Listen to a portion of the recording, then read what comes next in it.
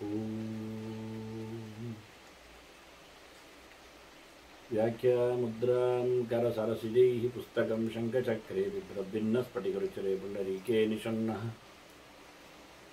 अम्लानश्रैरमृतविशदैरंशविप्लावयनमानाविर्भूयादनगमहिमामानसे वागधीशः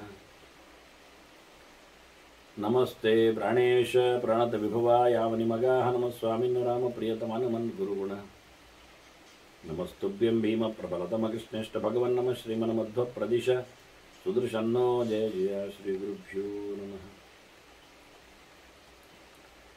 नारायणं सुरगुरुं जगदेकनाथं भक्तप्रियं सकललोकनमस्कृतं च त्रैगुण्यवर्जितमजं विभुमाद्यमीशं वन्दे भवग्रम् अमरासुरसिद्धवन्द्यं नारायणं नमस्कृत्य नरं चैव नरोत्तमं देवीं सरस्वतीं व्यासं ततो जयमुदीरये ವೇದವ್ಯಾಸರ ಮಹಾಭಾರತದ ಚಿಂತಕರಿಗೆ ವಂದನೆಗಳು. ಶಾಂತಿ ಪರ್ವದ 362ನೆಯ ಪ್ರವಚನ. ಅದೇ ಮತ್ತೆ ತನ್ನ ಮಗನಿಗೆ ಶುಕನಿಗೆ ವೇದವ್ಯಾಸರು ಹೇಳಿರತಕ್ಕಂತಹ ಕೆಲವು ಮಾತುಗಳು ದೇವರ ವಿಷಯದಲ್ಲಿ, ಜೀವನ ವಿಷಯದಲ್ಲಿ, ಸಾಧನೆಯ ವಿಷಯದಲ್ಲಿ, ಯೋಗದ ಮಾರ್ಗದ ಕಥೆಯಲ್ಲಿ, ಪ್ರಪಂಚದ ಸೃಷ್ಟಿಯ ಚಿಂತನೆಯಲ್ಲಿ ಎಂತಹ ವ್ಯಕ್ತಿ ಭಗವಂತನೆಡೆಗೆ ಸಾಗುವನು, ಅಂದರೆ ಮುಕ್ತನು ಅನಿಸಿಕೊಳ್ಳುವನು ಅಂದಾಗ ದೇವರ ಬಗ್ಗೆ ಹೇಳುವಾಗ ತಮೇತಂ ಅತಿ ತೇಜೋಂಶಂ ಭೂತಾತ್ಮಾನಂ ಹೃದಯ ಸ್ಥಿತಂ ತಮೋ ರಜೋಭ್ಯಾಂ ಅವಿಷ್ಟಾಃ ನಾನು ಪಶ್ಯಂತಿ ಮೂರ್ತಿಷು. ದೇಹದೊಳಗೆ ಅತಿ ಪ್ರಕಾಶಪೂರ್ಣನಾಗಿರುವವು ಭಗವಂತ. ತಸ್ಯಾಂತೆ ಸುಶಿರಂ ಸೂಕ್ಷ್ಮಂ ಹೇಳಿಕೊಂಡು ಹೇಳುತ್ತಾ ನೀಲತೋ ಯದ ಮಧ್ಯಸ್ಥ ವಿದ್ಯುಲ್ಲೇಖೆ ವಭಾಸ್ವರ ಅಂತ ಭಗವಂತ, ಅದರಲ್ಲಿಯೂ ತುದಿಯಲ್ಲಿರತಕ್ಕ ಭಗವಂತನನ್ನು, ಅತಿ ಸೂಕ್ಷ್ಮನಾದಂತಹ ಜ್ಯೋತಿಸ್ವರೂಪನನ್ನು ಚಿಂತನೆ ಮಾಡಿಕೊಟ್ಟ ಆ ವ್ಯಕ್ತಿಯನ್ನು ರಜಸ್ಸು ತಮಸ್ಸು ಎನ್ನುವ ಕೆಟ್ಟ ದೋಷಗಳ ಗುಣಗಳಿಂದ ಆವೃತನಾದವ ಖಂಡಿತವಾಗಿ ಕಾಣುವುದಿಲ್ಲ ಅನ್ನೋ ನೆಲೆಯಲ್ಲಿ ಚಿಂತನೆಯನ್ನು ಕೊಡುತ್ತಾರೆ. ಅಂದರೆ ರಾಜಸವಾದ ತಾಮಸವಾದ ಲೇಯರ್ಗಳು ಭಗವಂತನ ದರ್ಶನವನ್ನು ಮಾಡಿಸುವುದಿಲ್ಲ. ಅವನು ಎಲ್ಲರ ಅಂತರ್ಯಾಮಿ ಇದ್ದಾನೆ, ಹಾಗೆ ಅತ್ಯಂತ ಸೂಕ್ಷ್ಮನಿದ್ದಾನೆ, ನಿಯಾಮಕನೇ ಇರ್ತಾನೆ, ಪಂಚಭೂತಗಳ ಸೃಷ್ಟಿಯನ್ನು ತಂದವ, ಒಡೆಯನಾಗಿ ನಿಂತವನು. ಅವನಲ್ಲಿ ಆ ರೀತಿಯಾದಂಥ ಪ್ರಾಕೃತವಾದ ಸಂಬಂಧ ಇರಲಾಗಿ ಅವನ ದರ್ಶನ ಯೋಗ್ಯನಾಗುವುದಿಲ್ಲ. ಯಾರು ಧ್ಯಾನ ಮಾರ್ಗದಲ್ಲಿ ಸತ್ವ ಪ್ರಚುರರಾಗಿ ಕೂತ್ಕೊಳ್ತಾರೆ, ರಜಸ್ಸು ತಮಸ್ಸನ್ನು ದೂರ ಮಾಡಿಕೊಳ್ಳುತ್ತಾರೆ, ಅವರಿಗೆ ದರ್ಶನ ಆಗ್ತದೆ. ಯೋಗಶಾಸ್ತ್ರ ಪರಾಹ ಭೂತ್ವ ಸಮಾತ್ಮಾನಂ ಪರಿಪ್ಸವ. ಆದ ತಕ್ಷಣ ಆಗುವುದಿಲ್ಲ, ದೇವರನ್ನು ಕಾಣಬೇಕೆನ್ನತಕ್ಕಂಥ ಪ್ರಯತ್ನವನ್ನು ಮಾಡಿರಬೇಕು ಅವನು. ಹಾಗೆ ಮಾಡಿಕೊಂಡವನು ತಮೋರಜೋಭ್ಯಾಂ ನಿರ್ಮುಕ್ತಾಃ ಸಂಪ್ರಪಶ್ಯಂತಿ ಮೂರ್ತಿಷು. ಎಲ್ಲೆಡೆಯಲ್ಲಿಯೂ ಭಗವಂತನ ದರ್ಶನ ಆಗಲಿಕ್ಕೆ ಸಾಧ್ಯ ಆಗ್ತದೆ ಅನ್ನುವ ಚಿಂತನೆಯನ್ನು ಕೊಡುತ್ತಾರೆ. ಮುಖ್ಯವಾಗಿ ಪೃಥಗ್ಭೂತೇಷು ಸೃಷ್ಟೇಷು ಚತುರ್ಷು ಆಶ್ರಮ ಕರ್ಮಸು ಸಮಾಧೌ ಯೋಗಮೇವೈತತ್ ಶಾಂಡಿಲ್ಯ ಸಮಮಭವೇತ್. ಇದು ಎಲ್ಲರಿಗೂ ಸಮಾನವೇ? ಈ ಯೋಗ ಚಿಂತನೆ, ಈ ರೀತಿಯಾಗಿ ಧ್ಯಾನ ಮಾರ್ಗದಲ್ಲಿ ಭಗವಂತನ ದರ್ಶನ ಎನ್ನುವುದು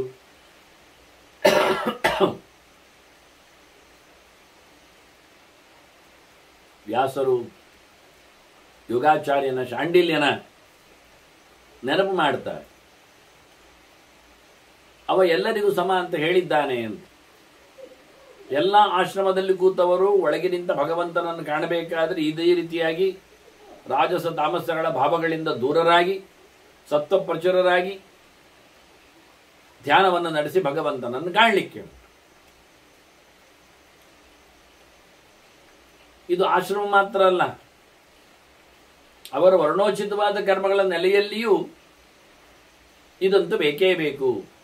ಹೀಗೆ ಇದೆ, ಇದು ಸಮಾನವಾದಂತಹ ಕ್ರಮ ಅಂತ ಹೇಳಿ ಪ್ರತಿಯೊಂದು ಕಡೆಯಲ್ಲಿಯೂ ಇನ್ನೂ ಸ್ಪಷ್ಟವಾಗಿ ಹೇಳುವುದಾದರೆ, ಭೌತವಾದ ಈ ಪ್ರಪಂಚದಲ್ಲಿ ನೀರು ಪ್ರಧಾನವಾದಂತಹ, ಮಣ್ಣು ಪ್ರಧಾನವಾದ, ತೇಜಸ್ಸು ಪ್ರಧಾನವಾದ, ವಾಯು ಪ್ರಧಾನವಾದಂತಹ ದೇಹಗಳನ್ನು ಹೊತ್ತವರಲ್ಲಿಯೂ ಸಾಧನಗಳ ಕ್ರಮಗಳು ಇದೇ ರೀತಿಯಾಗಿವೆ ಎನ್ನುವ ಅರ್ಥ ಬರುವ ಹಾಗೆ ವ್ಯಾಸರು ತಿಳಿಸ್ತಾರೆ.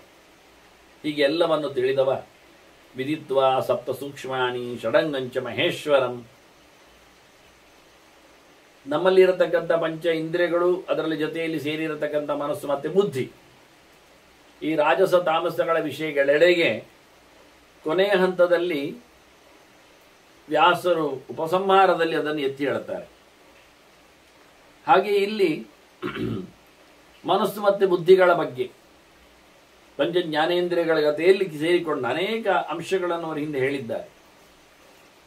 ಅದರ ಕೊನೆತನವನ್ನು, ಅದರ ಜೊತೆಗಿರುವ ಅದರ ಬೇರಿರುವ ನಮೂನೆಗಳ ಬಗ್ಗೆ ಮತ್ತೆ ಮಾತಾಡ್ತಾರೆ. ಹಾಗಾಗಿ ಯಾರು ಸಪ್ತೇಂದ್ರಿಯಗಳಿಂದ ಆರು ರೂಪನ ಭಗವಂತನನ್ನು ಐಶ್ವರ್ಯ, ವೀರ್ಯ, ತೇಜಸ್ಸು, ಐಶ್ವರ್ಯ, ವೈರಾಗ್ಯ, ಯಶೋವಿಬೋಧ, ವೀರ್ಯಶ್ರಿಯ, ಪೂರ್ಣಮಹಂ ಅಂತ ಹೇಳಿಕೊಂಡಾಗೆ ಷಡ್ಗುಣಪೂರ್ಣನಾದ ಭಗವಂತನನ್ನು ಯಾರು ಚೆನ್ನಾಗಿ ತಿಳಿದಿರುತ್ತಾನೆ, ಸರ್ವೋತ್ತಮನಾದ ಭಗವಂತನನ್ನು ಈ ರೀತಿಯಾಗಿ ಮನಪೂರ್ವಕವಾಗಿ ಬುದ್ಧಿನಿಷ್ಠವಾಗಿ ಇಂದ್ರಿಯಗಳನ್ನು ಏಕಾಗ್ರವನ್ನಾಗಿಸಿಕೊಂಡು ಮಾಡಿ ನೋಡುತ್ತಾನೆ.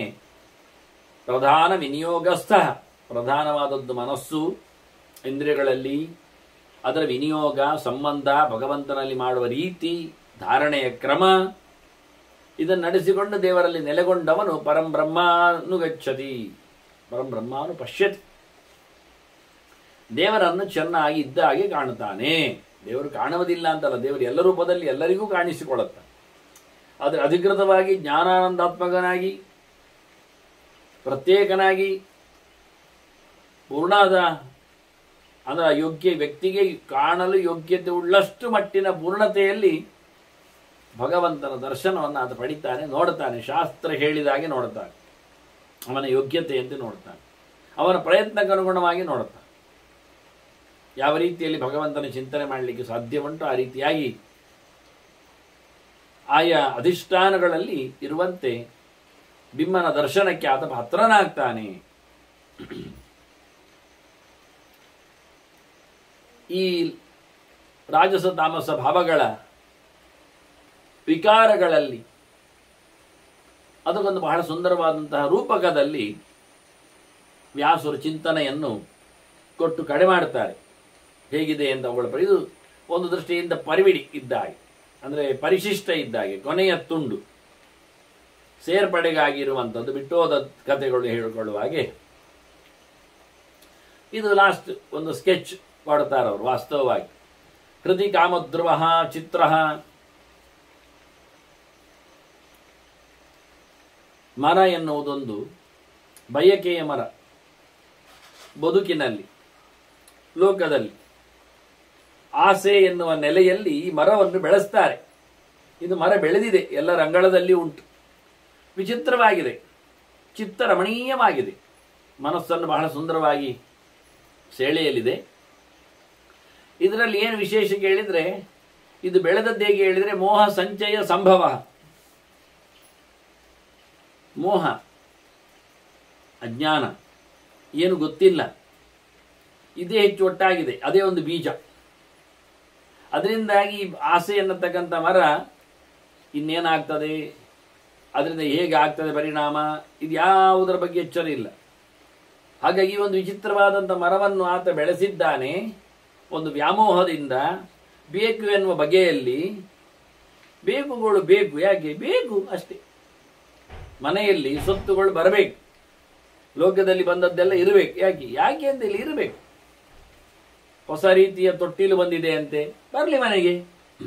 ಅಲ್ಲ, ನಮ್ಮಲ್ಲಿ ಮಕ್ಕಳಿಲ್ಲ, ನಾವು ಮುದುಕರಿದ್ದೇವೆ, ಇರಲಿ, ಆದರೂ ಇರಲಿ.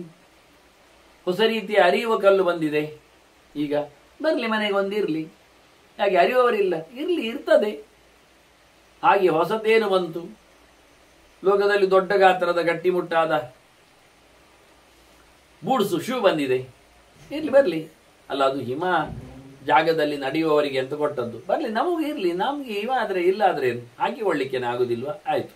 ಹಾಗೆ ಹಾಕಿಕೊಂಡು ಕೈಕಾಲಿಗಳೆಲ್ಲ ಗಟ್ಟಿ ಮಾಡಿಕೊಂಡು ಅದು ಒಳಗೆ ಬೆಂದು ಹಾಳಾಗಿ ವಾಸನೆ ಬರಲಿಕ್ಕೆ ಶುರುವಾಗಿ ಕೆತ್ತಿ ಹೋದಾಗ ಪರವಾಗಿಲ್ಲ, ಇರಲಿ, ನಮಗೂ ಇರಲಿ ಅದು. ಹೀಗೆ ನಾವು ಸೆಕೆಗಾಲದಲ್ಲಿ ಹಿಮತಪ್ಪಲಿನಲ್ಲಿರುವವರು ಹಾಕಿಕೊಂಡಂಥ ಡ್ರೆಸ್ಗಳನ್ನೆಲ್ಲ ಹಾಕೊಂಡ್ರೆ ನಾವು ಹೇಗಿರ್ತೇವೆ? ಇರ್ಲಿ ಹೇಳಿಕೊಂಡ್ರೆ ಹಾಗಾಯ್ತು ಕಥೆ. ಆದ್ರಿಂದ ಕಾಮದ್ರುಮವನ್ನು ಕಾಮತರು ಅದನ್ನು ನಾವು ಬೆಳೆಸಿಕೊಂಡಿದ್ದೇವೆ. ಏನು ಗೊತ್ತಿಲ್ಲ ಎನ್ನುವುದೇ ಅದರ ಬಂಡವಾಳ. ಅದಕ್ಕೆ ತವರು ಇದ್ದ ಹಾಗೆ. ಮುಂದೆ ಅದು ಬೆಳೆದು ದೊಡ್ಡದಾದಾಗ ಎಷ್ಟು ಚೆನ್ನಾಗಿ ಆಗ್ತದೆ ಕೇಳಿದರೆ, ಕ್ರೋಧಮಾನ ಮಹಾಸ್ಕಂದ, ಅದರ ಬುಡ್ಡೆ, ಅದರ ಕಾಂಡ ಗಟ್ಟಿಮುಟ್ಟಾದ್ದು ಎಲ್ಲ, ಅದು ನಮ್ಮ ಸಿಟ್ಟು, ಅಹಂಕಾರ ಇವೆಲ್ಲ ಅದರದ್ದೇ. ದೊಡ್ಡ ದೊಡ್ಡ ಮಟ್ಟಿನ ಜೋರಾದಂತಹ ಅಹಂಕಾರಗಳು, ಮಾನಗಳು, ಅಭಿಮಾನಗಳು ಆ ಮರವನ್ನು ಗಟ್ಟಿಯಾಗಿ ಉಳಿಸ್ತದೆ, ನಿಲ್ಲಿಸ್ತದೆ. ವಿವಿತ್ಸ ಪರಿವೇಷಣ, ಅದರ ಸುತ್ತು ಕಟ್ಟೆ ಚಿಟ್ಟೆ ಎಲ್ಲ ನಮಗೆ ಆಸಕ್ತಿ ಉಂಟು ಅದರಲ್ಲಿ. ಆದ್ರಿಂದ ನೋಡಿ, ಮರದ ಹತ್ತಿರದಲ್ಲಿ ಅದರ ಬುಡದ ಹತ್ತಿರದಕ್ಕೆ ಚಂದ ಮಾಡ್ತಾರೆ. ಯಾಕೆ? ಅವರಿಗೆ ಎಲ್ಲಿ ಹೋಗ್ಲಿಕ್ಕೆ ಬೇಕು ಅಂತ ಆಸಕ್ತಿ ನೋಡ್ಲಿಕ್ಕೆ. ಹೆಚ್ಚುಗಳ ಮನೆಯಲ್ಲೆಲ್ಲ, ಶ್ರೀಮಂತರ ಮನೆಯಲ್ಲೆಲ್ಲ ಅಂಗಳದ ಎದುರು ಪಾತಿಗಳನ್ನೆಲ್ಲ ನೋಡುವುದೇ ಚಂದ. ಲಾಭ ಏನಿಲ್ಲ, ಒಂದು ಚಂದದ ಪುಷ್ಪವು ಆಗಬೇಕಾಗಿಲ್ಲ, ಆಗುವುದಿಲ್ಲ. ದೇವರಿಗಂತೂ ಕೊಯ್ಯುವುದೂ ಇಲ್ಲ ಅವರಾದರೂ. ಕಲರ್ ಗಿಡಗಳನ್ನೆಲ್ಲ ನೆಟ್ಟಿರ್ತಾರೆ, ಅದಕ್ಕೆ ಬಣ್ಣ ಬಣ್ಣದ ದೀಪ ಎಲ್ಲ ಹಚ್ಚಿರುತ್ತಾರೆ, ಬಹಳ ಒಳ್ಳೆ ರೀತಿಯಿಂದ ಕಟ್ಟೆ ಕಲ್ಲು ಎಲ್ಲ ಹಾಕಿರುತ್ತಾರೆ. ಇವುಗಳು ಸಸೂತ್ರವಾಗಿ ಆಮ್ಲಜನಕವನ್ನೂ ಸೃಷ್ಟಿ ಮಾಡುವುದಿಲ್ಲ. ನಿಜವಾಗಿ ಹೇಳುವುದಾದರೆ ಚೈತನ್ಯ ಕೊಡುವ ಗಾಳಿಯನ್ನು ಕೊಡುವುದಿಲ್ಲ ಅವುಗಳು. ಆದರೂ ಅದನ್ನು ಹಾಕಿಕೊಳ್ತಾರೆ. ಅದು ಕಣ್ಣಿಗೂ ಹಬ್ಬ ಅಲ್ಲ, ವಾತಾವರಣಕ್ಕೂ ದುಷ್ಟವಾದದ್ದೇ, ಆದರೂ ಹಾಕಿಕೊಳ್ಳುತ್ತಾರೆ. ಹಾಗೆ ಈ ಮರವನ್ನು ಬಹಳ ಚೆನ್ನಾಗಿ ಸುತ್ತಮುತ್ತಲು ಕಟ್ಟೆಗಿಟ್ಟೆ ಎಲ್ಲ ಮಾಡಿ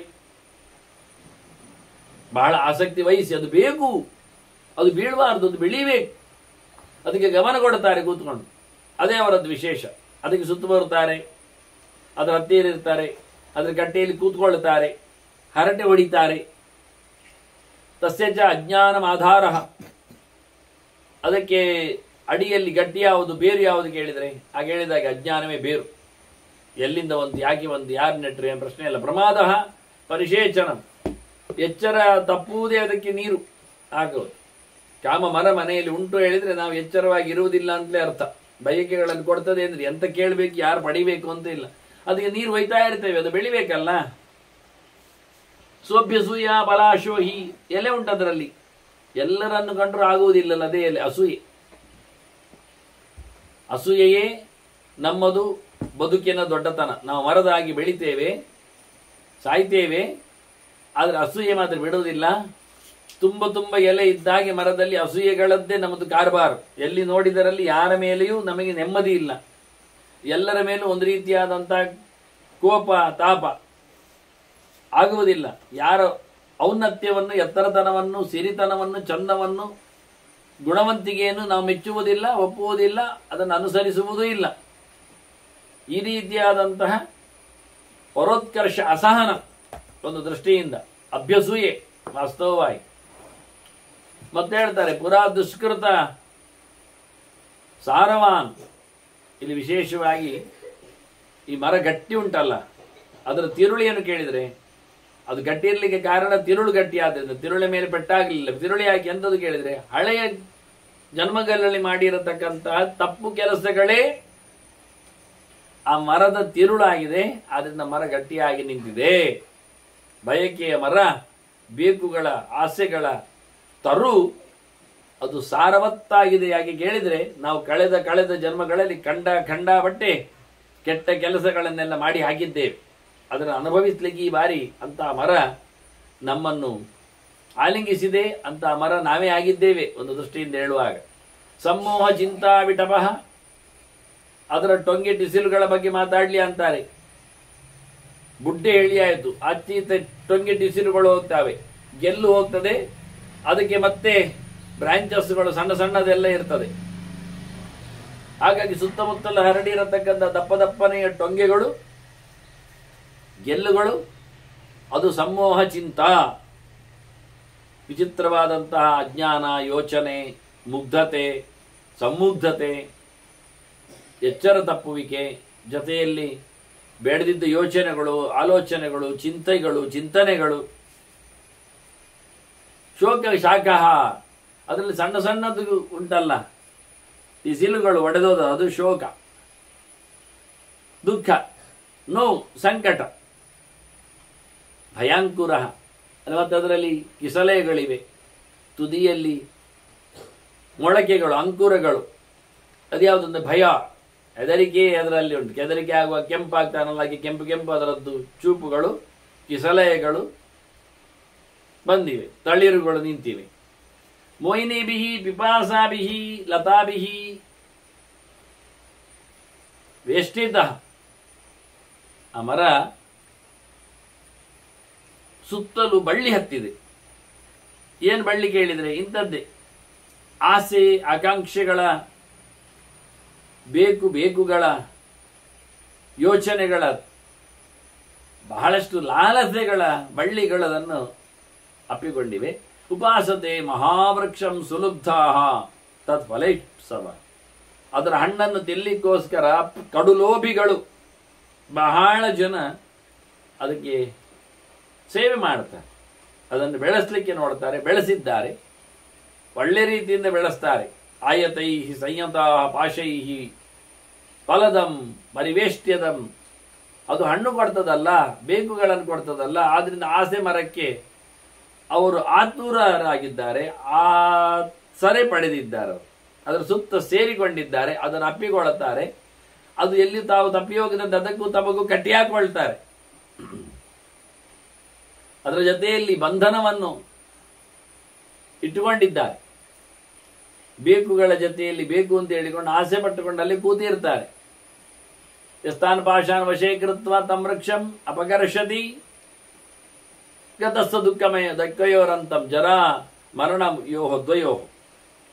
ಯಾರು ಅದರ ಪಾಶವನ್ನು, ಅದರ ಆಸೆಯನ್ನು, ಅದು ಬೇಕೆನ್ನುವುದನ್ನು ಯಾರು ಬಿಡ್ತಾರೆ, ಕತ್ತರಿಸಿಕೊಳ್ಳುತ್ತಾರೆ, ಹಗ್ಗದಿಂದ ಈಚೆ ಬರ್ತಾರೆ, ಅವರು ಹುಟ್ಟು ಸಾವಿನ ಹುಟ್ಟಿ ಆಯ್ತಲ್ಲ, ಸಾಯುವುದಾಗ್ತಾನಲ್ಲ, ನಡುವೆ ಸಿಕ್ಕಿ ಬೀಳುವ ಪ್ರಸಂಗದಿಂದ ಅವನು ಮತ್ತೆ ಉದ್ಧಾರನಾಗ್ತಾನೆ. ಇನ್ನು ಹುಟ್ಟುವ, ಇನ್ನು ಸಾಯುವ ಕಥೆ ಇಲ್ಲ ಅವನಿಗೆ, ಇನ್ನು ಕೊನೆಯ ಗಳಿಗೆ ಮಾತ್ರ ಅವನಿಗೆ ಅಂತ. ಇದನ್ನು ಕತ್ತರಿಸಿಕೊಂಡು ಹೋದವನಿಗೆ ಅದರ ವಿಶಾಲವಾದಂತಹ ಪಾಶಗಳಿಗೆ ನೆಲೆಗೊಳ್ಳದವನು ಅವನು ಮರವನ್ನೇ ಕೊನೆಗೊಳಿಸ್ತಾನೆ. ಯಾರು ಸಂರೋಧಿ ಅಗ್ರತ ಪ್ರಜ್ಞ, ತಲೆಗಟ್ಟಿ ಇಲ್ಲದವನು ಯಾವಾಗ ಅದನ್ನು ಹತ್ತಿಕೊಳ್ಳುತ್ತಾನೆ, ಬೆಳೆಸಿಕೊಳ್ಳುತ್ತಾನೆ, ಇಟ್ಟುಕೊಳ್ಳುತ್ತಾನೆ, ಅಂತವನು ಸಸತ್ವೋ ಹಂತಿ ಪಾದಪಂ ಸತಮೇ ಮಾಹತೋ ಹಂತಿ. ಅವನು ಮರವನ್ನು ಹೊಡೆದಿದ್ರು ಅವನನ್ನೇ ಮರ ಹೊಡೆಸ್ತದೆ. ಆಸೆಗಳು ಅವನನ್ನು ಆವರಿಸಿಕೊಂಡು ಅವನೇ ಹೋಗ್ತಾನೆ. ಆಸೆಗಳು ಜೀರ್ಣ ಆಗುವುದಿಲ್ಲ, ಇನ್ನೂ ಇದೆ ಪ್ರಪಂಚ. ಇವನೇ ಜೀರ್ಣತವನ್ನು ಪಡಿತಾನೆ, ಸತ್ತು ಹೋಗ್ತಾನೆ, ಸೀದು ಹೋಗ್ತಾನೆ. ಹಾಗಾಗಿ ಮರ, ಆಸೆಯ ಮರ, ಬೇಕುಗಳ ಬಯಕೆಗಳ ಈ ತರು ಮನುಷ್ಯನನ್ನು ಕೊಟ್ಟು ನುಂಗಿ ಆಗ್ತದೆ. ಲೋಕದಲ್ಲಿ ದೃಷ್ಟಾಂತ ಕೊಡ್ತಾರಲ್ಲ, ಕುಡಿಯುವವನ ಕಥೆಯಂತೆ. ಮೊದಲು ಕುಡಿಯುತ್ತಾನೆ, ಮತ್ತೆ ಅವನು ಸಂಶಯ ಪಡ್ತಾನೆ, ನಾನು ಕುಡಿತಾ ಇದ್ದೇನೋ ಅಥವಾ ಹೆಂಡವೇ ನನ್ನನ್ನು ಕಬಳಿಸ್ತಾ ಉಂಟು ಅಂತ. ಕೊನೆಗೆ 3ನೇ ಹಂತಕ್ಕೆ ಬಂದಾಗ ಅವನು ಕಬಳಿಸಲ್ಪಟ್ಟಿರ್ತಾನೆ. ಹೆಂಡ ಅವನನ್ನೇ ಕುಡಿದಿರ್ತದೆ, ಅವನನ್ನೇ ನಾಶಕ್ಕೆ ಒಯ್ದಿರ್ತದೆ. ಈಗ ಅವನು ಬಿಡುವಂತೆ ಇಲ್ಲ, ಅದು ಅವನನ್ನು ಹಿಡಿದು ಬಿಟ್ಟಾಗಿದೆ. ಮೊದಲು ಇವ ಹಿಡಿದಿದ್ದ, ಮತ್ತು ಯಾರು ಹಿಡಿಯುವುದು ಅಂತ ಕನ್ಫ್ಯೂಸ್ ಆಗ್ತಿತ್ತು. ಈಗ ಹೆಂಡ ಅವನನ್ನು ಕಂಡಾಬಟ್ಟೆಯಾಗಿ ಹಿಡಿದು ಹಾಕೊಂಡಿದ್ದು, ಬಿಟ್ಟು ಬರುವಂತಿಲ್ಲ. ಹಾಗೆ ಈ ಮರ ಮನುಷ್ಯನನ್ನು ಈಗ ಆವರಿಸಿಬಿಟ್ಟಿದೆ. ಮರ ಮನುಷ್ಯನನ್ನು ಮರಣಶೀಲನನ್ನಾಗಿಸಿದೆ, ಅವನನ್ನು ಹೊಡೆದಾಕಿದೆ. ಆಸೆಗಳು ಮನುಷ್ಯನನ್ನು ಮುಗಿಸ್ತಾವೆ, ಅವುಗಳು ಮುಗಿಯುವುದಿಲ್ಲ. ಅವುಗಳು ವಿಶಾಲವಾಗಿರುತ್ತವೆ, ಇನ್ನೂ ಇರ್ತವೆ, ಕರಿತಾನೆ ಇರ್ತವೆ. ಹಾಗಾಗಿ ಎಷ್ಟು ಬಲದಿಂದ ಮರವನ್ನು ಕಡಿಲಿಕ್ಕೆ ನೋಡ್ತಾನೆ, ಆ ಮರವನ್ನು ಬೆಳೆಸಿದವ, ತಲೆಗಟ್ಟಿ ಇಲ್ಲದವ, ವಿವೇಕಶಾಲಿ ಆಗದವ, ಅವ ಖಂಡಿತವಾಗಿಯೂ ಆ ಮರದಿಂದಲೇ ಪೆಟ್ಟದಿಂದ ಸಾಯ್ತಾನೆ. ಹೇಗೆ ವಿಷಂ ಗ್ರಸ್ತಮಿಮಾತುರಂ, ಆತುರನನ್ನು ಒಬ್ಬ ಸಾಯಲಿಕ್ಕೆ ಹೋದವನಿಗೆ ಪಾಯ್ಸನ್ ಆದಾಗಿ, ಫುಡ್ ಪಾಯ್ಸನ್ ಆದಾಗಿ ಈಗೆಂತ ಮಾಡ್ತೀವಿ? ರೋಗದಲ್ಲಿದ್ದಾನೆ, ಬಳಲ್ತಾ ಇದ್ದಾನೆ, ಅವನಿಗೆ ಮಾತ್ರೆ ಕೊಡಬೇಕಿತ್ತು, ಮಾತ್ರೆ ಅವನಿಗೆ ವಿಷ ಆಯಿತು. ಅವನು ಕುಡಿದದ್ದು ಅವನಿಗೆ ಮದ್ದಾಗಲಿಲ್ಲ, ಅದು ಅವನ ರೋಗಕ್ಕೆ ಇನ್ನಷ್ಟು ಉಲ್ಬಣ ಆಗುವಂತಹ ವ್ಯವಸ್ಥೆ ಆಯಿತು. ಎಂತ ಹಾಗೆ ಆಯಿತು. ವಿಷಂ ಗ್ರಸ್ತಮಿವ ಆತುನ, ರೋಗಿಗೆ ಔಷಧ ಕೈಪೆ ಕೊಟ್ಟಾಗೆ ಆಯ್ತಲ್ಲ, ಅವನನ್ನು ಮತ್ತಷ್ಟು ನಾವು ದೂರ ಮಾಡಿದಾಗ ಆಗಲಿಲ್ವಾ? ಹಾಗೆ ಆಗ್ತದೆ. ಯೋಚನೆ ಇಲ್ಲದೆ, ಚೆನ್ನಾಗಿ ತಿಳಿದಿಲ್ಲದೆ ಅಂತ ಬೇಕುಗಳನ್ನು ಕತ್ತರಿಸಲು ಹೋಗುವವ ಅವನೇ ಸತ್ತು ಹೋಗ್ತಾನೆ, ಸಿಕ್ಕಿ ಬೀಳ್ತಾನೆ. ತಸ್ಯಾನುಗತ ಮೂಲಸ್ಯ ಮೂಲ ಮುದ್ರಿಯತೆ ಬಲಾತ್. ವಾಸ್ತವವಾಗಿ ಬೇರು ಸಮೇತ ಅದನ್ನು ಎಬ್ಬಿಸಬೇಕು. ಕತ್ತರಿಸಿದರೆ ಮತ್ತದು ಚಿಗುರುತ್ತದೆ. ಕೊನೆಗೆ ಕಾಂಡದವರೆಗೆ ಕತ್ತರಿಸಿದ್ರು ಇನ್ನೊಂದು ಕಡೆಯಿಂದ ಬೇರು ಗಿಡವನ್ನು ಹೊರಗೆ ಹಾಕ್ತದೆ. ಆದ್ರಿಂದ ಬೇರು ಸಮೇತ ಅದನ್ನು ತೆಗಿಬೇಕು. ಈ ರೀತಿಯಾಗಿ ಮಾಡಿದವನಿಗೆ ಅಲ್ಲಿಂದ ಬದುಕು ಇರುತ್ತದೆ, ಮೇಲಕ್ಕೆ ಬರಲಿಕ್ಕೆ ಆಗ್ತದೆ. ಅದನ್ನು ತಸ್ಯಾನುಗತ ಮೂಲಸ್ಯ, ನಿರಂತರವಾಗಿ ಅದರ ಹತ್ತಿರ ಹೋದವನಿಗೆ ಇವತ್ತು ಬುಡವನ್ನು ಕೀಳುವುದು ಕಷ್ಟ ಆಗ್ತದೆ. ಅದನ್ನು ಅವ ನೆಗ್ಲೆಕ್ಟ್ ಮಾಡಿದ್ದ, ಈಗ ಬೃಹದಾಕಾರದಲ್ಲಿ ಅದು ಅವನನ್ನು ಗಬಳಿಸ್ಲಿತ್ತಾ ಉಂಟು. ಹಾಗೆ ಮೂಲಸ್ಯ ಕ್ರಿಯತೆ ಮೂಲಂ ಉದ್ಭ್ರಿಯತೆ ಬಲಾತ್, ಬಲಾತ್ಕಾರದಿಂದ ಮೂಲವನ್ನು ಬೇರನ್ನು ಸಮೇತ ಹೊರಗೆ ಹಾಕಿದ್ರೆ ಅದು ಯಾವಾಗ? ಯೋಗ ಪ್ರಸಾದಾತ್, ಕೃತಿನ ತೆಗೆಯಲಿಕ್ಕೆ ಪ್ರಯತ್ನ ಮಾಡಬೇಕು, ದೇವರ ಅನುಗ್ರಹ ಬೇಕು. ಭಗವಂತನ ಅನುಗ್ರಹ ಇಲ್ಲದಿದ್ದರೆ ಆಗುವುದಿಲ್ಲ. ಅದನ್ನ ಪ್ರಯತ್ನ ಪಟ್ಟವನಿವನು, ದೇವರು ದೊಡ್ಡವನವನು. ಇದರಿಂದಾಗಿ ಸಾಮ್ಯೇನ ಪರಮಾಸಿನ ಅತ್ಯುತ್ತಮವಾದ ಒಂದು ಜ್ಞಾನ ಎನ್ನುವ ಕತ್ತಿಯಿಂದ ಅವ ವಾಸ್ತವವಾಗಿ ಎಲ್ಲೆಡೆ ತುಂಬಿದ ಭಗವಂತನ ಏಕಪ್ರಕಾರ ಚಿಂತನೆಯನ್ನು ಮಾಡಿಕೊಂಡು ಭಗವಂತನ ಆಯುಧ ವಿಶೇಷದಿಂದ ಬಲಪ್ರಯೋಗದಿಂದ ಒಳಗೂತ ದೇವರಿಂದಾಗಿ ಅವನ ಕೆಲಸ ಆಗ್ತದೆ, ಇಲ್ಲ ಆದರೆ ಆಗುವುದಿಲ್ಲ. ಹೀಗಾಗಿ ಹೊರಗಿನಿಂದ ದೇವರ ಅನುಗ್ರಹ, ಒಳಗೆ ಮತ್ತು ದೇವರ ಪ್ರವೇಶ, ಈ ರೀತಿಯಾಗಿ ಅಸಂಗಶಸ್ತ್ರೇಣ ದೃಢೇನ ಚಿತ್ವ ಅಂತ ಹೇಳಿದ ಮಾತನ್ನು ಇಲ್ಲಿ ಮತ್ತೆ ವ್ಯಾಸರು ಮಗನಿಗೆ ಹೇಳಿರ್ತಾರೆ. ಅಷ್ಟೇ ಅಲ್ಲದೆ ರಾಜಸ ತಾಮಸಗಳಿಂದ ಆಗುವ ಅನಾಹುತದ ಬಗ್ಗೆ ಚಿಂತನೆಯನ್ನು ಮತ್ತೊಂದು ರೀತಿಯಿಂದ, ಇದನ್ನು ರಾಜರಾಣಿಯರು, ಪಟ್ಟಣ ಅನ್ನೋ ನೆಲೆಯಲ್ಲಿ ದೇಹದ ಬಗ್ಗೆ ಚಿಂತನೆಯನ್ನು ಕೊಡ್ತಾರೆ.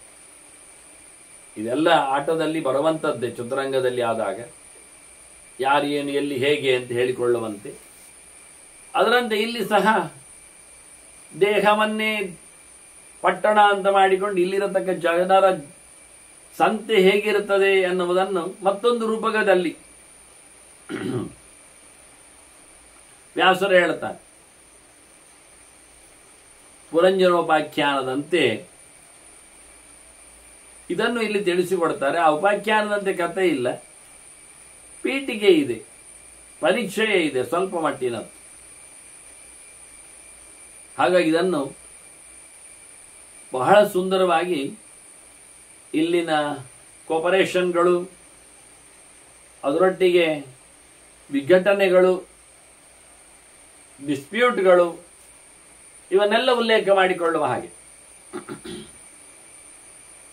ಶರೀರಂ ಪುರಮಿತ್ಯಾಹು ಸ್ವಾಮಿನಿ ಬುದ್ಧಿರಿಷ್ಯತೆ. ಈ ದೇಹಕ್ಕೆ ಪುರ ಅಂತ ಹೆಸರು, ಆದ್ದರಿಂದ ಪುರುಷ ಅಂತ ಭಗವಂತನಿಗೆ ನಾಮ ಬಂದದ್ದು. ಎಲ್ಲ ಇಂತಹ ಪುರಗಳನ್ನು ಪ್ರವೇಶ ಮಾಡ್ತಾನೆ ಅವನೊಂದು. ನಾವು ಪುರ ಪ್ರವೇಶ ಮಾಡಿದ್ದು ಒಂದೇ ದೇಹವನ್ನು, ಈಗ ಇನ್ನೆಷ್ಟು ಆಗಿ ಹೋಗಿದೆ ಹಿಂದೆ. ಆದರೆ ದೇವರು ಈಗಲೇ ಎಲ್ಲರ ಪುರಕ್ಕೂ ಪ್ರವೇಶ ಮಾಡಿದ್ದಾನೆ. ನಮ್ದು ಪ್ರವೇಶ ಆದ ನಂತರ ಜಾತಕ ಬರೆಯುವುದು, ಎಲ್ಲಿ ಬಂದ, ಹೇಗೆ ಬಂದ ಅಂತ. ದೇವರು ಯಾವತ್ತು ಎಲ್ಲ ಕಡೆಯಲ್ಲಿ ಇರುವವನೇ, ಅಭಿವ್ಯಕ್ತಿಯನ್ನು ಪಡೆಯುವವನು. ಆದ್ರೆ ಅವನಿಗೆ ಲೆಕ್ಕಾಚಾರಗಳು ಇಲ್ಲ. ಇದು ಶರೀರಕ್ಕೆ ಲೆಕ್ಕಾಚಾರ. ಶರೀರಂ ಪುರಮಿತ್ಯಾಹು, ಈ ದೇಹವನ್ನು ಪುರ ಹೇಳುತ್ತಾರೆ. ಇದರ ಒಡತಿ ಯಾರು? ಇದು ಮತ್ತೆ ನೋಡಿ, ಈ ಪಟ್ಟಣಕ್ಕೆ ಸ್ತ್ರೀಯರೇ ಅಧಿಪತಿಗಳು ಅನ್ನುವ ಹಾಗೆ. ಸ್ವಾಮಿನಿ ಬುದ್ಧಿರಿಷ್ಯತೆ, ಇದಕ್ಕೆ ಬುದ್ಧಿಯೇ ರಾಣಿ. ದೇಹ ಎಂಬ ಪಟ್ಟಣಕ್ಕೆ, ಅರಮನೆಗೆ ರಾಣಿಯಂತಿರುವವಳು ಬುದ್ಧಿ, ಬುದ್ಧಿಶ್ರೀ. ಅಲ್ಲ, ರಾಣಿ ಇದ್ರೆ, ಈಗ ರಾಜ ಆಗ್ಲಿ ರಾಣಿ ಆಗ್ಲಿ, ಹೆಣ್ಣಾಗ್ಲಿ ಗಂಡ ಆಗ್ಲಿ, ಒಬ್ಬ ನೋಡಿಕೊಳ್ಳುವ ಇದ್ದಾನೆ ಅಂತಾದ್ರೆ ಅವನಿಗೊಬ್ಬ ಅಸಿಸ್ಟೆಂಟ್ ಬೇಡ, ಮಂತ್ರಿ, ಸಲಹೆಗಾರ, ಸೂಚನೆ ಕೊಡುವವ, ಅವರಿಗೆ ಆಗು ಹೋಗುಗಳಿಗೆ, ಲೆಕ್ಕಪತ್ರಗಳಿಗೆ, ದುಡ್ಡಿನ ವ್ಯವಸ್ಥೆಗೆಲ್ಲ ತಿಜೋರಿ ಕೈಯಲ್ಲಿ ಹಿಡಿದವ ಬೇಡವಾ? ಇದ್ದಾನೆ, ಅವನಿದ್ದ. ತತ್ರ ಬುದ್ಧೇಹೇ ಶರೀರಸ್ಥ ಮನಃ ನಾಮಾರ್ಥ ಚಿಂತಕಂ. ಸಲಹೆಗಾರನಾಗಿ, ಸಹಾಯಕನಾಗಿ, ಅವನ ಯೋಚನೆಯನ್ನು ಹಂಚಿಕೊಳ್ಳುವವನಾಗಿ, ಬೇಕಾದಾಗ ದುಡ್ಡಿನ ವ್ಯವಸ್ಥೆ ಮಾಡುವವ, ಅವನು ರಾಜನ ಗೆಳೆಯನೇ ಇದ್ದಾನೆ, ಒಟ್ಟಿಗೆ ಇರ್ತಾನೆ, ದೇಹದಲ್ಲೇ ಇರುವವನು. ರಾಜ ಅಂದ್ರೆ ಇಲ್ಲಿ ರಾಣಿ. ಅದು ಯಾರು ಕೇಳಿದ್ರೆ ಮನಃ, ಮನಸ್ಸು. ಬುದ್ಧಿ ರಾಣಿ, ಮನಸ್ಸು ಮಂತ್ರಿ. ಒಳ್ಳೆದುಂಟು ಇಬ್ಬರ ಜೋಡಿ.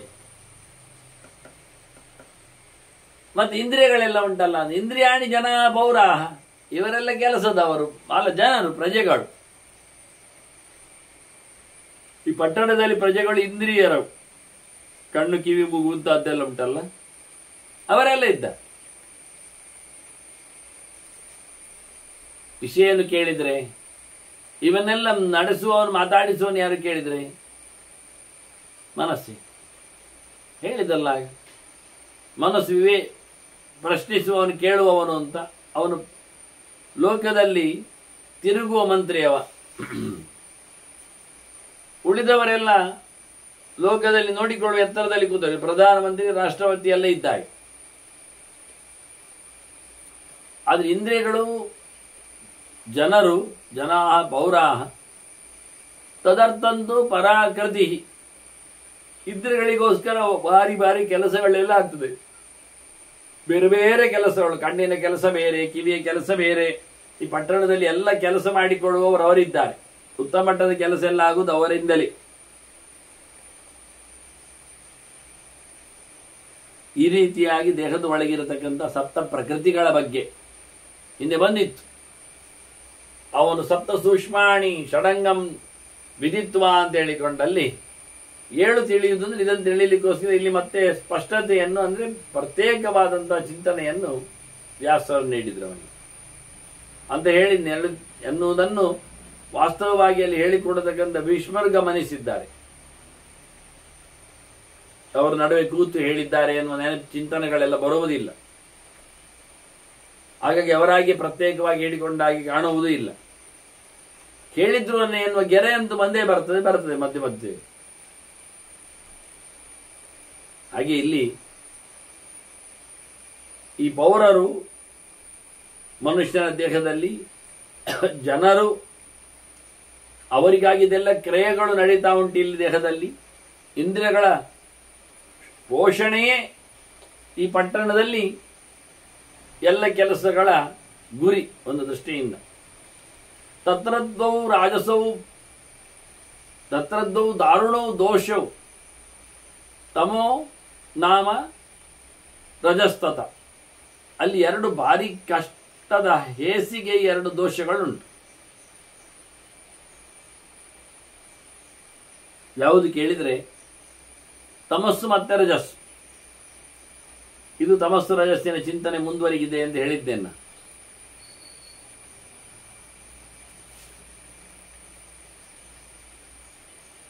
ತಮಸ್ಸು ರಜಸ್ಸು ಒಳಗೆ ಕೂತಿದೆ, ದೋಷಗಳಿವೆ. ಇವರೆಲ್ಲ ಏನು ಕೆಲಸ ಮಾಡ್ತಾರೆ ಅದನ್ನೆಲ್ಲ ಇದು ಕಬಳಿಸ್ತದೆ. ಯದಾರ್ಥಂ ಉಪಜೀವಂತಿ ಪೌರಾಹ ಸಹ ಪುರೇಶ್ವರೈಹಿ ಅದ್ವಾರೇಣ ತಮೇವಾರ್ಥಂ ದ್ವೌ ದೋಷೌ ಉಪಜೀವತ. ಬುದ್ಧಿ ಮತ್ತೆ ಇಂದ್ರಿಯಗಳು ಇವರೆಲ್ಲ ಸೇರಿಕೊಂಡು ಏನು ಕೆಲಸ ಮಾಡುತ್ತಾರೆ, ಯಾವುದಕ್ಕೋಸ್ಕರ ತಮ್ಮ ದೇಹದ ಯಾತ್ರೆಯನ್ನು ನಡೆಸ್ತಾ ಇರ್ತಾರೆ, ಜೀವನನ್ನು ಆಡಿಸ್ತಾ ಇರ್ತಾರೆ, ಅದೇ ವ್ಯಕ್ತಿಯ ಹಾಳುತನಕ್ಕಾಗಿ ಈ ದೋಷಗಳು ಅಲ್ಲಿಯೇ ಕೆಲಸ ಮಾಡ್ತಾ ಇವೆ. ಅವರೊಂದು ಗೆದೆಯ ಲೋಸಿಗೆ ಹೋದ್ರೆ ಅಲ್ಲೇ ತಪ್ಪಿಸ್ಲಿಕ್ಕೆ ಇವರು ಸೇರಿಕೊಳ್ತಾರೆ, ಅಲ್ಲೇ ಇರ್ತಾರೆ. ಎಷ್ಟೋ ಜನ ನೋಡಿ ಹುಟ್ಟುಹಬ್ಬ ದೇವಾಲಯಕ್ಕೆ ಹೋಗ್ಲಿಕ್ಕೆ ಉಂಟು ಅಂತ ಹೇಳಿ ಮೊದಲೇ ಹುಟ್ಟುಹಬ್ಬದ ದಿನ ನಿಲಯ ಬಂದಾಗಲೇ, ದಿನ ನಿಶ್ಚಯಕ್ಕೆ ಬಂದಾಗಲೇ ಹೇಳಿಕೊಳ್ತಾರೆ. ಆವತ್ತು ದೇವಸ್ಥಾನಕ್ಕೆ ಹೋಗುವುದು, ಹಣ್ಣು ಕಾಯಿ ಮಾಡಿಸೋದು, ತೀರ್ಥ ತಗೊಳ್ಳುವುದು, ಯಾರಿಗಾದ್ರೂ ಏನಾದರೂ ದಾನ ದಕ್ಷಿಣೆ ಬಟ್ಟೆ ಪದಾರ್ಥ ಕೊಡುವುದು, ಮನೆ ಮಂದಿಯೆಲ್ಲ ಅಟೆಂಡ್ ಆಗುವುದು ಎಲ್ಲ ಹೇಳ್ತಾರೆ. ದಿನದ ವಾರದ ಮುಂಚೆ ಬಂದಾಗಲೂ ಆ ಸೊಲ್ಲುಗಳು ರಿಪೀಟ್ ಆಗ್ತವೆ. ಒಂದೆರಡು ದಿನ ಆದಾಗಲೂ ಅದಕ್ಕೆ ಪ್ರೋಗ್ರಾಮ್ ಟ್ರೇಸ್ ಆಗಿರ್ತದೆ. ಇಷ್ಟು ಗಂಟೆ ಹೋಗುವುದು, ಇಂಥ ಕಡೆ ಹೋಗುವುದು, ಇವರೆಲ್ಲ ಬರುವುದು ಎಲ್ಲ. ಹಿಂದಿನ ದಿನವೂ ಸಹ ನಾಳೆ ಹೋಗ್ಲಿಕ್ಕೆ ಉಂಟು ಇರ್ತದೆ. ಆ ಹುಟ್ಟುಹಬ್ಬದ ದಿನ ನಾಳೆ ಬಂದಾಗ ಮಾತ್ರ ಪರವಾಗಿಲ್ಲ, ಯಾವಾಗ ಹಬ್ಬಕ್ಕೆಲ್ಲ ಹೋಗ್ತೇವಲ್ಲ ಬೇರೆ ಸಮಯಕ್ಕೆ, ಹೇಗೂ ಜ್ಯೋತಿ ಬರ್ತದೆ ಹೋಗುವಾಗ ಅಷ್ಟೇ ಮಿನಿಟಲ್ಲ ನೋಡುವ ಹೇಳಿಕೊಂಡು ಅದನ್ನು ತಪ್ಪಿಸಿ ಬಿಡ್ತಾನೆ. ಹೇಗೂ ಬೇರೆ ಕೆಲಸ ಇರ್ತದೆ ನೋಡಿ. ಯಾವ ಪ್ಲಾನ್ ಅನ್ನು ಇಂದ್ರಿಯಗಳು ಮಾಡಿಕೊಂಡಿವೆಯೋ ಪುರೇಶ್ವರನ ಬೆಳವಣಿಗೆಗಾಗಿ, ಬುದ್ಧಿಯ ದಾರ್ಢ್ಯಕ್ಕಾಗಿ, ಜೀವನ ಔನ್ನತ್ಯಕ್ಕಾಗಿ, ಅಲ್ಲೇ ಆ ಎರಡು ದೋಷಗಳು, ತಾಮಸ ರಾಜಸ ದೋಷಗಳು ಇವನನ್ನು ತಪ್ಪಿಸಿಬಿಟ್ಟಿವೆ. ಗೊತ್ತೇ ಆಗುವುದಿಲ್ಲ. ಬೆಳಿಗ್ಗೆ ಏಳಲಿಕ್ಕೆ ಬಿಡುವುದಿಲ್ಲ, ಎದ್ದರು ಮೀಲಿಕ್ಕೆ ಬಿಡುವುದಿಲ್ಲ, ಮಿಂದರು ಜಪ ಮಾಡಲಿಕ್ಕೆ ಬಿಡುವುದಿಲ್ಲ, ಜಪ ಮಾಡಿದರು ತಿನ್ನದೇ ಬಿಡುವುದಿಲ್ಲ. ಒಂದೊಂದು ಲಿಂಕ್ಗಳು ಮನುಷ್ಯನನ್ನು, ಅದೇ ಅದ್ವಾರೇಣ ಅಂತ ಹೇಳ್ತಾರೆ ಸ್ಪಷ್ಟವಾಗಿ, ತಮೇವ ಅರ್ಥ. ಅದು ಏನನ್ನು ನಡೆಸಿಕೊಡ್ತದೋ ಅದೇ ವ್ಯವಸ್ಥೆಯಲ್ಲಿ. ನಿಮಗೆ ಇನ್ನೊಂದು ದೃಷ್ಟಾಂತ ಕೊಡೋದಾದರೆ, ಯಾರಿಗೇನು ಕೊಡಬೇಕು ಅಂತ ಯಾವತ್ತು ತೆಗೆದಿಡಿ, ಶಲ್ಯ ಇಟ್ಟುಕೊಳ್ಳಿ, ಭಾರತದ್ದು ಬಹಳ ದೊಡ್ಡ ಒಂದು ಯೂನಿಟ್ ಅಲ್ಲಿ ಧರ್ಮರಾಜನ ಕೈ ಗಟ್ಟಿ ಮಾಡುತ್ತೇನೆ ಅಂತೇಳಿ, ಅನ್ಯಾಯಗ್ರಸ್ತರು ಅಂತೇಳಿ ಒಂದು ಅಕ್ಷಿಣಿ ಸೈನ್ಯ ಜೊತೆಯಲ್ಲಿ ಶಲ್ಯ ಆ ಕಾಲದಲ್ಲಿ ಭಾರಿ ಜೋರು ಗಟ್ಟಿಗ ಭೀಮನಾಗಿ ಬಲರಾಮನಾಗಿ ಸಹಾಯಕ್ಕೆ ಬಂದರೆ, ಅದೇ ಶಲ್ಯರನ್ನು ಅದ್ವಾರೇಣ ತಮೇವಾರ್ಥ, ಅವನ ಏನೊಂದು ಸಹಾಯ ಕೆಲಸ ಉಂಟು ಅದನ್ನೇ ಬಾಗಿಲು ತಪ್ಪಿಸಿ ತನ್ನ ಬಾಗಿಲು ತಿಳಿಸಿ ಕೌರವ ತನಗೆ ಅದನ್ನು ಸಹಾಯ ಮಾಡಿಸಿಕೊಂಡ ಅಚಾನಕವಾಗಿ. ಇಲ್ಲಾದ್ರೆ ಅಲ್ಲಿ 10 ಇಲ್ಲಿ 8 ಆಗ್ತಿತ್ತು. ಸೈನ್ಯದ ಲೆಕ್ಕಾಚಾರ ಮಾಡಿದ್ರೆ ಅಕ್ಷೋಹಿಣಿಯಲ್ಲಿ 7 ಇದ್ದದ್ದು 8 ಆಗ್ತಿತ್ತು, ಅಲ್ಲಿ 11 ಇದ್ದದ್ದು 10 ಆಗ್ತಿತ್ತು. 8 10ರಲ್ಲಿ ಇನ್ನೇನು ಒಂದೇ ಆಚೀಚೆ ಆಗ್ಲಿಕ್ಕೆ, ಒಂದು ಆಚೀಚೆ ಆದ್ರೆ 2 ಕಡೆಯಲ್ಲಿ 9 9 ಆಗ್ತದೆ. 8 ದೊಡ್ಡ ಸಂಗತಿ ಅಲ್ಲ ಪಾಂಡವರಿಗೆ ಇಟ್ಟುಕೊಳ್ಳುವ. ಒಂದಕ್ಕೆ ನಾವೇ ಸುಧಾರಿಸ್ತೇವೆ ಅಂತ. ಯಾಕೆ ಭೀಮ ಅರ್ಜುನ ಇವರೇ ಒಂದೊಂದು ಅಕ್ಷೋಹಿಣಿ ಸೈನ್ಯ ಇದ್ದಾಗ ಇಟ್ಟುಕೊಳ್ಳುವ. ಹಾಗೆ ಹೇಳಿದ್ರಲ್ಲಿ ದ್ರೋಣ ಭೀಷ್ಮರ ಒಂದು ಅಕ್ಷೋಹಿಣಿ ಸೈನ್ಯದಾಗಿದ್ದಾರೆ, ಇಲ್ಲ ಅಲ್ಲ ಅಲ್ಲಿ ಸಹ. ಹಾಗಾಗಿ ಹತ್ತಿರ ಸಮ ಆಗಲಿಕ್ಕೆ ಬರ್ತಿತ್ತು ಶಲ್ಯನ ಒಂದು ನಡೆ. ಹಾಗೆ ಅದ್ವಾರೇಣ ತಮೇವಾರ್ಥ ಹೇಳಿತ್ತು. ಈ ರಾಜಸ ತಾಮಸ ಭೂಮಿಕೆಗಳುಂಟಲ್ಲ, ರಾಜಸ ಅಂದ್ರೆ ಸೋಮಾರಿತನ, ತಾಮಸ ಅಂದ್ರೆ ಮಲಗೇ ಬಿಡುದು, ಮಾಡದೇ ಇರುವುದು ತಾಮಸ, ಮಾಡ್ತೇನೆ ಅಂತೇಳಿ ರಾಗ ಎಳೆದು ಮುಂದೂಡುವುದು ರಾಜಸ. ಎದ್ದರಾಯ್ತು ಅಂದಾಗ ಸೂರ್ಯ ಬಂದಾಗಿರ್ತದೆ, ಬರೆದರಾಯ್ತು ಹೋದರಾಯ್ತು ಅಂದಾಗ ದಿನ ಮುಗಿದಿರ್ತದೆ. ಅಂದಾಜಿ ಆಗುವುದಿಲ್ಲ. ಅವುಗಳು ಕಬಳಿಸಿದ್ದು ಎಳೆದಾಗಿದ್ದು ಅರ್ಥವೇ ಆಗುವುದಿಲ್ಲ. ಅದನ್ನು ಸ್ಪಷ್ಟಪಡಿಸಿದ್ದು ನೋಡಿ. ಅಲ್ಲಿಯೇ ಅದುವೇ ಆಗಲೇ ಮನುಷ್ಯನಲ್ಲಿ 2 ದೋಷಗಳು ಒಳಗೆ ಹೊಕ್ಕು ಸ್ಪೈಗಳಿದ್ದಾಗಿ ಎಲ್ಲವನ್ನು ನಿರ್ನಾಮಗೊಳಿಸ್ತಾರೆ. ತತ್ರ ಬುದ್ಧಿರ್ಹಿ ದುರ್ದರ್ಶ ಮನಃ ಸಾಧರ್ಮ್ಯ ಮುಚ್ಯತೆ. ನಿಜವಾಗಿ ಬುದ್ಧಿಯನ್ನು ಕೆಡಿಸಲಿಕ್ಕೆ ಬರುವುದಿಲ್ಲ, ಅದು ನಿಶ್ಚಯಾತ್ಮಿಕವಾದದ್ದಲ್ವ, ಎಲ್ಲ ಗೊತ್ತಿರ್ತದೆ ಅದಕ್ಕೆ. ಆದರೆ ಮನಸ್ಸುಂಟಲ್ಲ, ಅದು ಸಾಮಾನ್ಯ ಬುದ್ಧಿಯ ಹಾಗೆ, ಕೆಲವೊಮ್ಮೆ ಬುದ್ಧಿಯು ಮನಸ್ಸನ್ನು ಹಾಗೆ ಅದರದ್ದು ನೆಕ್ಸ್ಟ್ ಹಂತ ಆದ್ರಿಂದ ಅದರ ಪ್ರೀವಿಯಸ್ ಹಂತ ಆದ್ರಿಂದ ಹಾಗಾಗಿ ಮನಸ್ಸಿನಲ್ಲಿ ಕೆಲವೊಮ್ಮೆ ಅಲ್ಲಾಡುವ ಚಾನ್ಸ್ ಇದೆ. ಸಮಾನ ಧರ್ಮವಾಗಿದ್ದರೂ ಎರಡಕ್ಕೂ ಸಹ ಇತ್ತ ಬುದ್ಧಿ ಮನಸ್ಸಿನೆಡೆಗೆ ಹಾರುವುದು ಉಂಟು. ಹಾಗಾಗಿ ಕೆಲವೊಮ್ಮೆ ವೀಕ್ ಮೈಂಡೆಡ್ ಅಂತ ಹೇಳುವ ಮೂಲಕ ಮನಸ್ಸು ದುರ್ಬಲಗೊಂಡಾಗ ಬುದ್ಧಿಯು ಸಹ ಅಲ್ಲೇ ಸೇರಿಕೊಂಡು ಎಲ್ಲಿ ಹೋಯ್ತು ನಿನ್ನ ಬುದ್ಧಿ ಅಂತ ಕೇಳ್ತಾರೆ. ಕೆಲವೊಮ್ಮೆ ಎಂತ ಮಾಡುದು ಅರ್ಥ ಆಗಲಿಲ್ಲ, ಕಟ್ಟಿದಂತೆ ಆಗಿತ್ತು ಅಂತ ಹೇಳಿಕೊಳ್ತಾನೆ. ಯಾಕೆ? ಆಗ ಮನಸ್ಸು ಕಂಟ್ರೋಲ್ ಮಾಡಿಬಿಡ್ತದೆ, ಬುದ್ಧಿಯನ್ನು ನನ್ನಾಗಿ ಮಾಡಿಬಿಡ್ತದೆ. ಕೆಲವೊಮ್ಮೆ ಬುದ್ಧಿ ಮನಸ್ಸಿನಾಗಿ ಆಗ್ತದೆ, ಕೆಲವೊಮ್ಮೆ ಮನಸ್ಸು ಬುದ್ಧಿಯಾಗಿ ಆಗ್ತದೆ. ಸ್ಟ್ರಾಂಗ್ ಆಗುವುದುಂಟು ಮನಸ್ಸು, ಇಲ್ಲ ಅಲ್ಲ, ವೀಕ್ ಆಗುವುದುಂಟು ಬುದ್ಧಿ ಕೆಲವೊಮ್ಮೆ. ಆಗೇನಾಗ್ತದೆ? ಪೌರಾಷ್ಟಾಪಿ ಮನಸ್ತೃಪ್ತಾ ದೇಶಾಮಪಿ ಚಲಾಸ್ಥಿತಿ. ಇತ್ತ ನಾವು ಪೌರರು ಅಂತ ಹೇಳಿದ್ದೇವಲ್ಲ, ಇಂದ್ರಿಯಗಳು. ಮಂತ್ರಿಯೇ ಕೆಟ್ಟೋದ್ರೆ, ಮಂತ್ರಿ ರಾಜನನ್ನೇ ಹಾಳು ಮಾಡಿದ್ರೆ ಮತ್ತೆ ಪೌರರ ಕಥೆಯನ್ನು ಅವರು ಹಾಳಾಗಿರ್ತಾರೆ. ಅವರಿಗೆ ಚಂಚಲ, ಅವರಿಗೂ ಚಾಂಚಲ್ಯ, ಅವರಿಗೂ ಹಿಡಿತದೆ ಹೆಚ್ಚು ಕಡಿಮೆ. ಇದೇ ವಿಷಯ ಆಗಿದೆ. ಮೊದಲು ಮನಸ್ಸು ಏನ್ ಮಾಡ್ತದೆ? ಬುದ್ಧಿಯನ್ನು ತನ್ನ ಕಂಟ್ರೋಲಿಗೆ ತರ್ತದೆ. ಬುದ್ಧಿ ಏನ್ ಮಾಡ್ತದೆ? ಯಾವಾಗಲೂ ಮನಸ್ಸನ್ನು ಒತ್ತಿಕೊಂಡು ಕೂತ್ಕೊಳ್ತದೆ. ಆದ್ರೆ ಕೆಲವೊಮ್ಮೆ ಸಡಿಲಾಗಿ ಮನಸ್ಸಿಗೆ ಹೇಳಿದಾಗ ಆಗ್ಲಿ ಹೇಳಿ ಸೋಮಾರಿತನದಿಂದ ಸೋತು ಬಿಟ್ಟಿದೋ ಅಲ್ಲಿ ಮುಗಿದೋಯ್ತು. ಇಷ್ಟೇ. ಅದನ್ನು ನಾವು ಹೊರಗಿನಿಂದ ಮೊದಲೇ ಸರಿ ಮಾಡಿಕೊಳ್ಳಬೇಕು. ಬಲಾತ್ಕಾರ ಆಗದಂತೆ, ತಲೆ ಕೆಡಿಸದಂತೆ. ಆದ್ರಿಂದ ಇಂದ್ರಿಯಗಳು ಸಹ ಮನಸ್ಸಿಗೆ ಕೂಡಲೇ ವಾಲ್ತಾವೆ. ಮನಸ್ಸು ಗಮ್ಮತ್ತು ಅಂದ್ರೆ ಅದು ಏನು ಕೊಡ್ತದೆ ಗೊತ್ತಿಲ್ಲ. ಆದ್ರೆ ಒಂದ್ಸತಿ ಹೇಳಿಬಿಟ್ಟಿದ, ಈಗ ನಮ್ಮ ಕಂಪ್ಯೂಟರ್ ಇದ್ದಾಗ ಅದನ್ನು ಒಂದ್ಸತಿ ನೀವು ಆಪರೇಟ್ ಮಾಡಿದ್ರೆ ನಿಮ್ಮ ಲೈಕ್ಗಳನ್ನು ಅದೇ ತಂದು ಕೊಡ್ತದೆ ಇಂಟರ್ನೆಟ್ಗಳು. ಇನ್ನೊಮ್ಮೆ ನೀವು ಹುಡುಕ್ಬೇಕಾಗಿಲ್ಲ, ನಿಮ್ಮ ಲೈಕ್ಗಳೇನು ಗೊತ್ತಾಗಿದೆ ಅದಕ್ಕೆ. ಹಾಗೆ ನಿಮ್ಮ ರೀಡಿಂಗ್ ಬುಕ್ಗಳು ಯಾವುದು ಅದು ಫೈಲಲ್ಲಿ ಓಪನ್ ಆಗಿ ಮೇಲೆ ಇಟ್ಟುಕೊಳ್ತದೆ.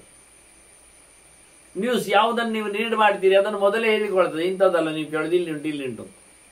ನಾವು ಯಾವುದನ್ನು ಹೆಚ್ಚು ಮಾಡಿದ್ದೇವೆಯೋ ಅದೇ ಮೇಲಕ್ಕೆ ಉಳಿಯುವಂತಾಗ್ತದೆ ನಮ್ಮಲ್ಲಿ. ಅಂತ ತಂತ್ರಗಾರಿಕೆ ನಾವು ಬಳಸಿಕೊಂಡಿದ್ದೇವೆ. ಅಂದ್ರೆ ಮೈಂಡ್ ರೀಡಿಂಗ್ ಸ್ಟೈಲ್ ಅದು. ಹಾಗೆಯೇ ಮನಸ್ಸು ಹೇಗುಂಟು ಹಾಗೆ ಇಂದ್ರಿಯಗಳು ಸೋಲ್ತಾವೆ, ಸಾರ್ತಾವೆ. ಅದನ್ನ ಮನಸ್ಸು ಸಾಲದಂತೆ ಸೋರದಂತೆ ಇಂದ್ರಿಯಗಳನ್ನು ನಡೆಸಿಕೊಳ್ಳುವುದು ಸ್ವಲ್ಪ ಕಷ್ಟ ಕೆಲಸ. 10 ಬಗ್ಗಿಸಬೇಕು ಒಬ್ಬ, 10 ಜನ ಒಬ್ಬನನ್ನು ಬಗ್ಗಿಸುವುದು ಪೀಡಿಸುವುದು ಭಾರಿ ಸುಲಭ. 10 ಇಂದ್ರಿಯಗಳು ಒಟ್ಟು ಸೇರಿ ಮನಸ್ಸನ್ನು ಞಪ್ಪೆ ಮಾಡಿಬಿಡ್ತಾರೆ. ಆ ಮನಸ್ಸು ಬುದ್ಧಿಯೊಟ್ಟಿಗೆ ಸೇರಿ ಈಚೆ ಬಂದು ಬಿಡ್ತದೆ. ಮನಸ್ಸು ಬಂದದಕ್ಕೆ ಬುದ್ಧಿಯು ಸೋರಿ ಹೋಗ್ತದೆ. ಏರ್ಲಿ ಪಾಪ ಅಂತ. ಹೀಗೆ ಇವರಿಬ್ಬರ ಸಂಘರ್ಷ ಅನೇಕ ಆಯಾಮಗಳಲ್ಲಿ. ಅದನ್ನ ಪೌರರು ಸಹ ಮನಸ್ತೃಪ್ತಾ ತೇಷಾಮಪಿ ಚಲಾಸ್ಥಿತಿ. ಇಂದ್ರಿಯಗಳಿಗೂ ಚಂಚಲ ಸ್ಥಿತಿ ಆದ್ರಿಂದ ಮನಸ್ಸು ಹೇಳಿದಾಗೆ ಅವುಗಳು ಕೇಳಿಕೊಳ್ತಾವೆ. ಮನಸ್ಸು ಈಚೆ ಜಾರ್ತದೆ, ಬುದ್ಧಿಯನ್ನು ಜಾರಿಸಿ ಬಿಟ್ಟಿದೆ. ಯದರ್ಥಂ ಬುದ್ಧಿ ರದ್ಯಾಸ್ತೆ ಸನೋರ್ಥ ಪರಿಶೀದತೆ. ಹಾಗಾಗಿ ಬುದ್ಧಿ ಯಾವುದಕ್ಕೋಸ್ಕರ ಬಂದಿದ್ದು ಆ ಕೆಲಸ ಆಗುವುದಿಲ್ಲ. ಆತ್ಮಧರಿವು ಸೋಲ್ತದೆ. ಮತ್ತೆ ಬುದ್ಧಿಯಿಂದ ಹೋಗ್ತದೆ, ಆಗುವಂಥದ್ದಲ್ಲ ಅದು ಬಿಡುವುದಿಲ್ಲ ಅಂತೇಳಿ ಯಾವತ್ತು ನೋಡಿದ್ರೆ ಅದೇ ರೀತಿ ಅಂತ ಹೇಳಿಕೊಂಡು ತನ್ನನ್ನು ಮನ್ನಿಸಿಕೊಳ್ತದೆ. ಕೆಲಸ ಮಾಡಲಿಕ್ಕೆ ಆಗುವುದಿಲ್ಲ ಅಂತದಕ್ಕೆ ಅರ್ಥ ಆಗ್ತದೆ. ಬೇಜಾರು ಹಿಡಿದು ಸತ್ತರ ಸಾಯಿಲಿ ಅನ್ನೋ ನೆಲೆಯಲ್ಲಿ ಬುದ್ಧಿ ಕೋಪವನ್ನು ತಾಳ್ತದೆ. ಯದರ್ಥಂ ಪೃಥಗದ್ಯಾಸ್ತೆ ಮನಃ ತತ್ಪರಿಶೀಲತೆ. ಮನಸ್ಸು ಪ್ರತ್ಯೇಕವಾಗಿ ಕೂತರುಂಟಲ್ಲ, ಬುದ್ಧಿಯನ್ನು ಯೋಚಿಸಿಕೊಳ್ಳದೆ ಬುದ್ಧಿನಿಷ್ಠವಾಗಿ ಮನಸ್ಸು ಬಾರದಿದ್ದರೆ ಅದು ಹಾಗೆ, ಅದು ಬೇಡದಿದ್ದದ್ದೇ ಕೆಲಸ ಮಾಡಿ ಹಾಳಾಗಿ ಹೋಗ್ತದೆ. ಮನಸ್ಸು ಹೇಗೂ ಹಾಳೆ, ಪೂರ ಚಂಚಲ. ಬುದ್ಧಿಯನ್ನು ಚಂಚಲಗೊಳಿಸ್ತದೆ, ಇಂದ್ರಿಯಗಳನ್ನು ಗಮ್ಮತ್ತು ಮಾಡ್ತದೆ ಹಿಡಿದಾಕಿ. ಹೀಗಾಗಿ ಚಂಚಲವಾದ ಮನಸ್ಸಿನ ಪರಿಸ್ಥಿತಿ ಉಭಯತ್ರ ಬರ್ತದೆ. ಎರಡು ಕಡೆಯಲ್ಲಿಯೂ ಅದರ ಇನ್ಫ್ಲುಯೆನ್ಸ್ ಅಲ್ಲಿ ಆಗುವುದುಂಟು ಮನುಷ್ಯ ಗಮನಿಸದೇ ಇದ್ರೆ. ಪೃಥಗ್ಭೂತ ಮನೋಬುದ್ಧಿಯ ಮನೋ ಭವತಿ ಕೇವಲ. ಒಂದೊಮ್ಮೆ ಬುದ್ಧಿಗಿಂತ ಮನಸ್ಸು ದೂರ ಹೋದ್ರೆ ಬೇರೆ ಆಗಿಬಿಟ್ರೆ ಅದು ಮನಸ್ಸು ಕಾಲಿಂದ ಅರ್ಥ. ಅಲ್ಲಿ ಬುದ್ಧಿ ಕೆಲಸ ಮಾಡುವುದಿಲ್ಲ, ಬುದ್ಧಿ ಬರುವುದಿಲ್ಲ, ನಡುವಿನದ್ದಿರ್ತದೆ ಅಲ್ಲಿ.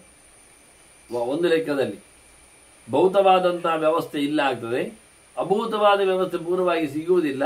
ನಡುವೆ ಭೂತಾಭೌತ ಅಂತ ಹೇಳಬಹುದಾ? ಆಗ್ಬೋದು.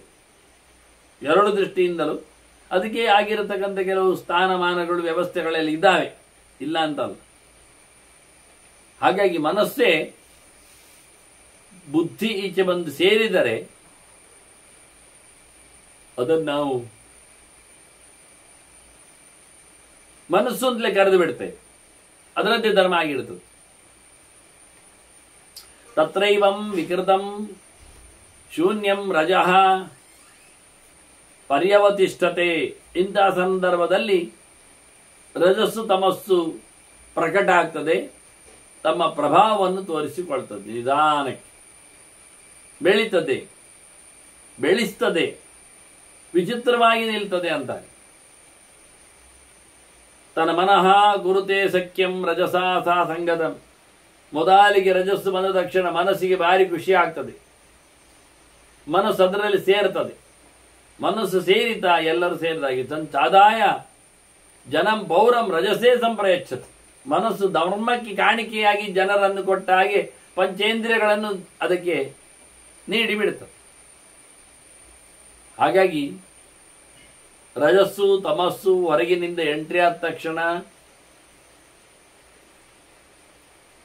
ತಮಸ್ಸು ಸೋಲುವುದಷ್ಟೇ ಅಲ್ಲದೆ ಅದು ಉಳಿದವರಿಗೂ ಇಂದ್ರಿಯಾದಿಗಳನ್ನು ಎಳ್ಕೊಂಡು ಬಂದು ಮನಸ್ಸು ತಮಸ್ಸಿನಲ್ಲಿ ಸೋರಿತದೆ. ಹೀಗೆ ರಾಜಸವಾದ ಭಾವಗಳ ಬಗ್ಗೆ ಚಿಂತನೆಯನ್ನು ವ್ಯಾಸರು ಶುಕನಿಗೆ ತೋರಿಸಿಕೊಟ್ರು. ಆಗ ಭೀಷ್ಮ ಹೇಳ್ತಾನೆ, ಬಹಳ ಚೆನ್ನಾಗಿ ಹೇಳಿದ್ರಲ್ಲ ದ್ವೈಪಾಯನರು ಅಂತ. ದ್ವೈಪಾಯನಾನಲ ನಿಭಃ ದೀಪ್ತಾನಲ ನಿಭಃ ಪ್ರಾಹ ಭಗವಾನ್ ಧರ್ಮವತ್ಸರ. ಮೋಕ್ಷ ಧರ್ಮದ ಮೇಲೆ ಬಹಳಷ್ಟು ಪ್ರೀತಿ ಉಳ್ಳ ಮಗ ಉದ್ಧಾರ ಆಗಲಿ ಅನ್ನೋ ನೆಲೆಯಲ್ಲಿ ಅತ್ಯಂತ ಜ್ಞಾನಪೂರ್ಣರಾಗಿರತಕ್ಕ ವ್ಯಾಸರು ದೇವರು ಎಲ್ಲವನ್ನು ಹೇಳಿದರು ಮಗನಿಗೆ. ಹಾಗಾಗಿ ನಾನು ನಿನಗೆ ಹೇಳ್ತಾ ಇದ್ದೇನೆ, ತಥೋಹಮಪಿ ವಕ್ಷ್ಯಾಮಿ ಭೂಯ ಪುತ್ರ ನಿದರ್ಶನ. ನಿನಗೂ ಕೆಲವು ಸಂಗತಿಗಳನ್ನು ನಾನು ಹೇಳುತ್ತೇನೆ ನೋಡು. ಹೇಳಿಕೊಂಡು ಭೀಷ್ಮರು ಮತ್ತೆ ಹೇಳುತ್ತೇನೆ ಅಂತ ಪಂಚಭೂತಗಳ ಬಗ್ಗೆ ಮತ್ತೊಮ್ಮೆ ಗುಣಲಕ್ಷಣಗಳನ್ನು ಹೇಳುತ್ತಾರೆ. ಹೇಗಿರುತ್ತದೆ, ಏನಾಗ್ತದೆ ಎಂದು. ಪಂಚಭೂತಗಳಲ್ಲಿ ಒಂದೊಂದರಲ್ಲಿ 10 ಗುಣಗಳು ತುಂಬಿವೆ, ಅದರ ಲಕ್ಷಣಗಳು ಒಟ್ಟಿಗೆ 50 ಉಂಟು. ಒಟ್ಟು ಹೇಳಿಕೊಂಡಾಗ ಗುಣಾ ಪಂಚಾಶತಂ ಪ್ರೋಕ್ತಾ ಪಂಚಭೂತ ವಿಭಾವಿತ. ಪಂಚಭೂತಗಳಲ್ಲಿ ತುಂಬಿ ನಿಂತಹ 50 ಗುಣಗಳು ಸುಲಭವಾಗಿ ಚಿಂತನೆಗೆ ಬರುವವುಗಳೇ ಒಂದೊಂದರಲ್ಲಿ. ಪೃಥ್ವಿ ಅಂದಾಗ ಭೂಮೇ ಸ್ಥೈರ್ಯಂ ಸ್ಥಿರತಾ ಗುರುತ್ವಂಚ, ಗುರುತ್ವ ಭಾರ, ಕಾಠಿನ್ಯಂ ಗಟ್ಟಿತನ. ಹಾಗೆ ಪ್ರಸವಾತ್ಮತ, ಏನನ್ನಾಗಿದ್ರೆ ಚಿಗುರು ಬರುವುದು, ಹುಟ್ಟುವುದು, ಗಂಧ ಅದರದ್ದು ಪರಿಮಳ, ಭಾರಶ್ಚ ದಿನ್ನ, ಶಕ್ತಿಶ್ಚ ಅದು ಮತ್ತೆ ಶಕ್ತಿ ಇದೆ ಅದರಲ್ಲಿ, ಸಂಘಾತ ನಿಬಿಡತೆ, ಸ್ಥಾಪನ ಹೊತ್ತುಕೊಳ್ಳುವ ಸಾಮರ್ಥ್ಯ, ನಿಲ್ಲುವ ಬಗೆ, ಧೃತಿ ಧಾರಣೆ ವ್ಯವಸ್ಥೆ. ಅಪಾಂ ನೀರಿಗಾದರೆ ಶೈತ್ಯಂ ಚಳಿ.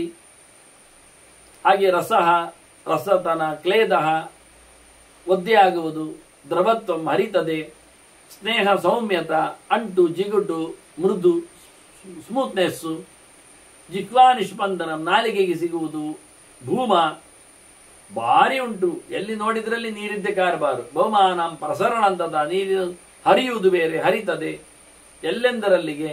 ಅಗ್ನೇಹೆ ದುರ್ದರ್ಶತ ಬೆಂಕಿ, ಅದನ್ನು ನಾವು ಯುದ್ಧ ಮಾಡಲಿಕ್ಕೆ ಬರುವುದಿಲ್ಲ, ಬೆಂಕಿಯಲ್ಲಿ ಗುದ್ದಾಡಲಿಕ್ಕೆ ಆಗುವುದಿಲ್ಲ.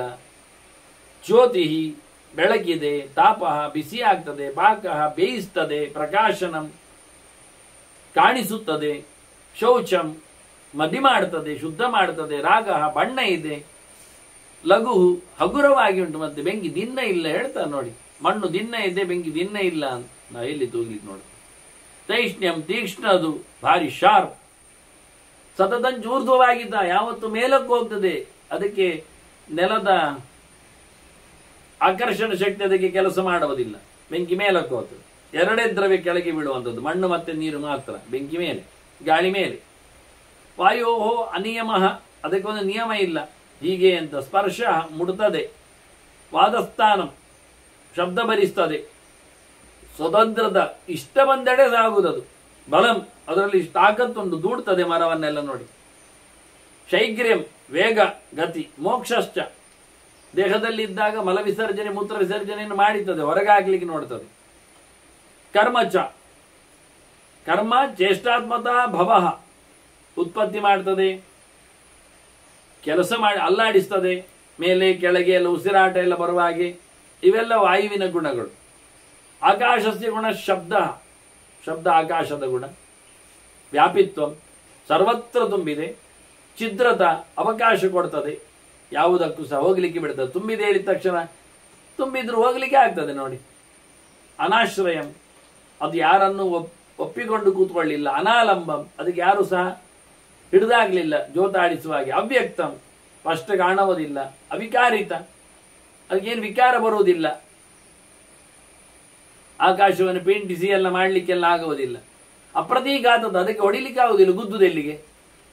ಶ್ರೋತ್ರತ್ವಂ, ಕಿವಿಯ ವ್ಯವಸ್ಥೆ ಉಂಟು ಅದಕ್ಕೆ. ವಿವರಾಣಿಚ, ಹೊಟ್ಟೆಗಳು, ಛಿದ್ರಗಳು, ತೂತುಗಳು, ಜಾಗಗಳು, ಅವಕಾಶಗಳು.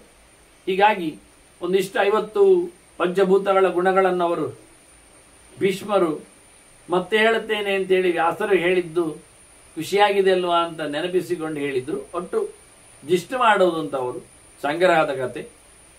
ಮತ್ತಿನ್ನು 2ರ 95 ಗುಣ, ಅದಕ್ಕೆ ಕಮ್ಮಿ ಹತ್ತತ್ತಿಲ್ಲ. ಮನಸ್ಸು ಮತ್ತೆ ಬುತ್ತಿತ್ತು, ಇದೆಲ್ಲ ಒಟ್ಟು ಸೇರಿಕೊಂಡು ಆಗುವಂಥದ್ದು 64 ಆಗುವ ಹಾಗೆ. ಅದರ ಬಗ್ಗೆ ಮತ್ತೊಂದು ಚಿಂತನೆಗಳನ್ನು ಅವರು ನಮ್ಮ ಮುಂದೆ ತಿಳಿಸ್ಲಿಕ್ಕಿದ್ದಾರೆ. ಅದನ್ನು ಮತ್ತೆ ಕೇಳುವ.